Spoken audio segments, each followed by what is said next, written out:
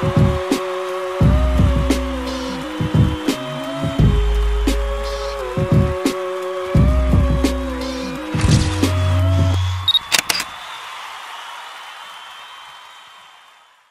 what I used to do is I'd have to train obviously in the days, and you can't work during the days, so the only kind of work that was available was door work, so I was working the doors.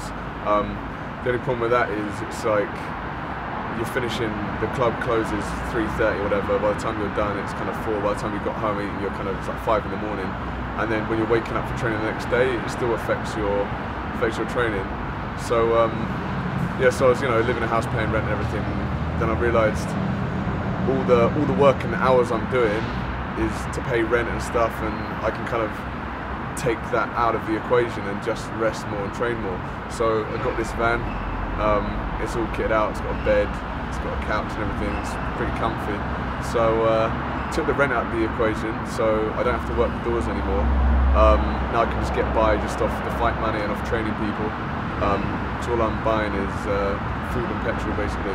So it just makes my life a lot easier, a lot simpler, and I can just do more of the stuff I want to do, rather than have to worry about where the money's coming from to pay rent and all this stuff.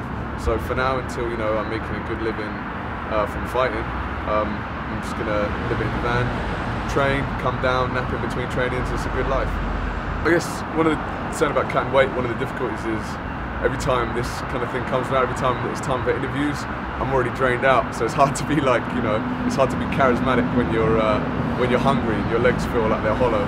The only struggle for me was when I was having to work and do stuff that wasn't necessarily progressing my goals, wasn't necessarily interesting to me, just to throw money away that I'm never going to see again, to live in a place. So for me, like, some people, it's not everyone's style, but for me, I like it. It's a simple life.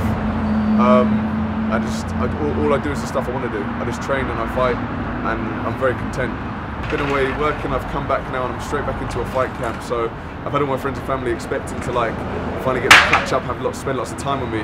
But I'm focused on, on fighting so much that I've got to really kind of manage my time with who I get to see. So I do end up disappointing like a lot of my friends who they've been waiting around, they want to see me, and then they don't get to see as much of me as they like. I don't get to see as much of them as I like. That's probably like, that is one sacrifice. MMA is an exciting sport. Like once people are educated in it, it's the purest form of competition for me. I think it sells itself. But what it needs is that kind of boxing exposure. The people you named are all boxers. We've got a long tradition of fighters and boxers. That's what we know in this country. What it needs is mainstream exposure. We need to be on like the terrestrial TV channels. We need to be on at a time like that's not just reruns at like 1 o'clock in the morning. It needs to be more accessible to the public so that they can understand it and they can appreciate what they're seeing, instead of just looking like guys grappling and stuff. People don't understand it. You need to watch a bit more of it to get your head around it. But when you do, I think it's a very natural thing. People can relate to it. Everyone can relate to fighting. And like you don't need a cultural background. It's a culture we all share as humans, so everyone can relate to it. So I think if you put it in the spotlight and you have some shows around it as well, so, like kind of a soccer AM kind of thing, but for MMA, if you have that, people will tune in, people will get interested.